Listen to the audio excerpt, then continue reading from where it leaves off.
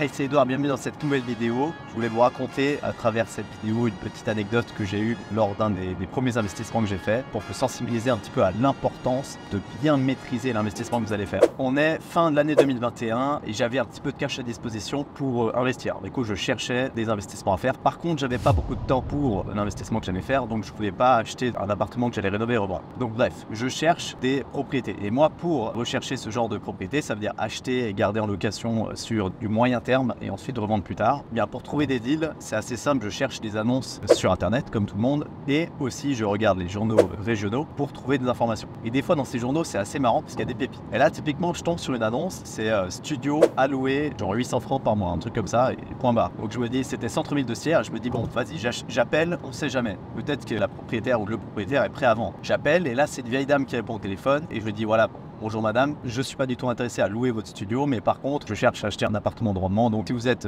intéressé, je serais intéressé à acheter. Et elle me répond, je vends tout, je vends tout, je vends. donc je me suis dit, bon, ça tombe bien, calmez-vous quand même. Prends rendez-vous avec elle, je vais visiter le studio, et quand on visite le studio, elle m'explique un petit peu ce qu'elle a. Et bref, j'en ai parlé dans plusieurs vidéos, mais elle avait 2 studios et 7 garages. Et c'était parfait parce qu'elle avait 2 studios dans le même immeuble. Du coup, j'ai profité pour visiter le 2e studio, et après, je suis allé voir les garages moi-même. Après tout ça, je lui ai fait une offre pour acheter le tout. On a négocié un petit peu, et au final, ça s'est fait. Et là, je suis content, on s'est mis d'accord, on va de l'avant, et puis j'avais plus de 6% de rentabilité, enfin, c'était plutôt en deal, donc j'étais assez satisfait. Mon but, de toute façon, c'était pas de garder à long terme, c'était d'acheter ces biens immobiliers et ensuite de les revendre un par un. En fait, j'achetais coupé et je revendais un par un. D'ailleurs, quand j'ai acheté les 7 garages, c'était une parcelle et j'ai créé directement un règlement de copropriétaire avec des copropriétés distinctes. Le but, c'était de pouvoir revendre séparément après. Donc pour les garages, il s'est rien passé de spécial. Ils étaient tous loués, c'était assez facile. Un des 2 studios était loué à une personne qui était au service social. Bon, ça c'était facile aussi. Et le dernier studio, par contre, il n'était pas encore loué. C'était l'annonce en fait qu'il y avait dans le journal. Mais entre le moment où j'ai visité, on a négocié, j'ai acheté, et le moment où elle a mis cette annonce dans le journal,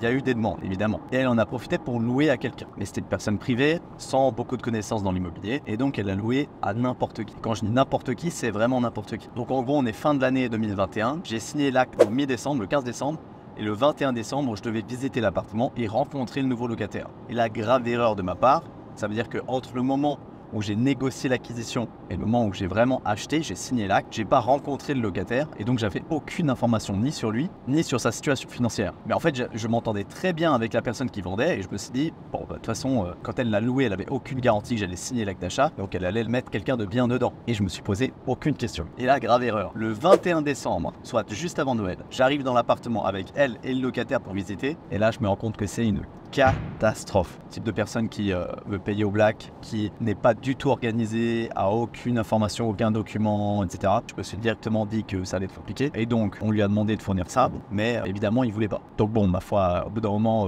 on force un peu et il est d'accord de demander l'extrait. On reçoit l'extrait 2 jours plus tard, 13 000 francs pour suite. Et je prends tristement connaissance du coup de ces informations. Et là la panique me prend parce qu'on est à 3 jours de Noël, donc évidemment lui il va rester. En plus elle avait signé un contrat de bail écrit qui était catastrophique.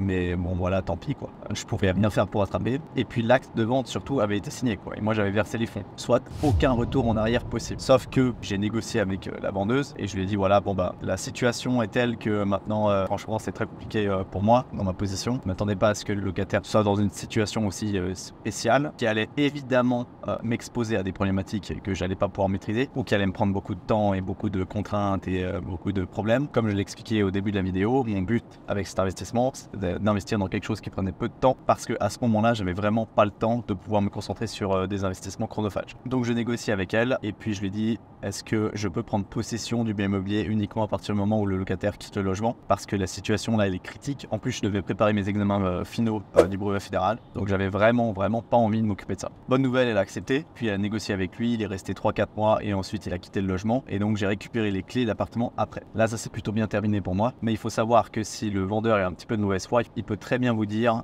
non, maintenant l'acte est signé, c'est à toi, tu te débrouilles avec ça. Et donc j'aurais dû me débrouiller avec ça. Dans ma situation, j'ai pu éviter le pire vraiment parce que j'ai eu beaucoup de chance. Mais donc la morale de cette histoire, c'est que faites très attention aux investissements que vous faites très attention à tout vérifier. Quand vous achetez un bien immobilier qui est loué, vérifiez le contrat de bail bien évidemment.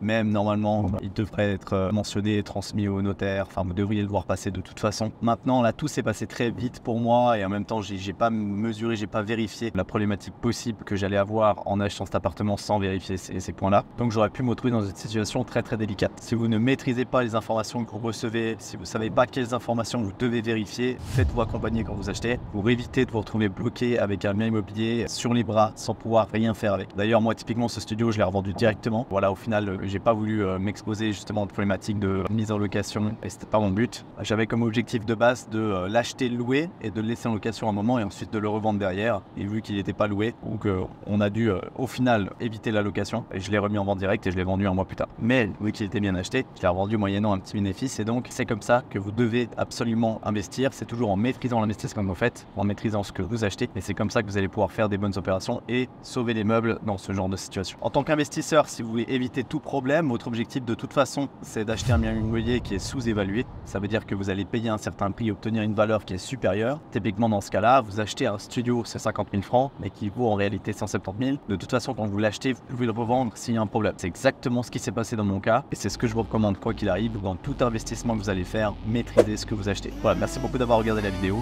Moi, je vous dis à très vite.